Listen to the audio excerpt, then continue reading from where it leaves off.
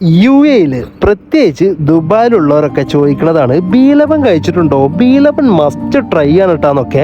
അപ്പോൾ പിന്നെ ആ ബീലബൺ ഒന്ന് ട്രൈ ആക്കാന്ന് കരുതി ഞാനും എൻ്റെ പാത്തും നേരെ വിട്ട് അൽക്കിയാദ മെട്രോ സ്റ്റേഷനിൽ അവിടെ ഇറങ്ങി ഒരു 15 മിനിറ്റ് നടക്കാനുണ്ട്. ഞങ്ങൾ ഇങ്ങനെ മിണ്ടിയും പറഞ്ഞും വീഡിയോ ഒക്കെ എടുത്ത് നടന്നു. അൽഹംദുലില്ലാ അങ്ങനെ അവിടെ എത്തി. നല്ല തിരക്കാണ് മാഷാ അല്ലാ.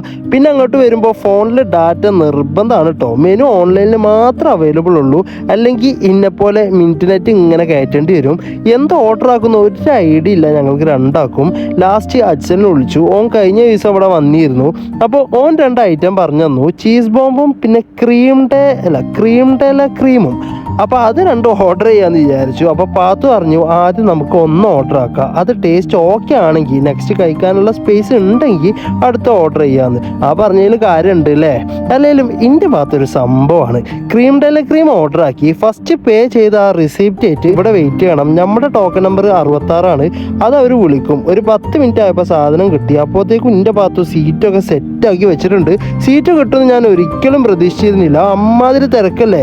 മാംഗോ ഫ്ലേവർ ആണ് ഞങ്ങൾ ഓർഡർ ആക്കിയത്. അത്യാവശ്യം നല്ല രീതിയിൽ ക്വാണ്ടിറ്റി ഉണ്ട്. ഫസ്റ്റ് ബൈറ്റിൽ തന്നെ ആ ക്വാളിറ്റി ഫീൽ ചെയ്ത്.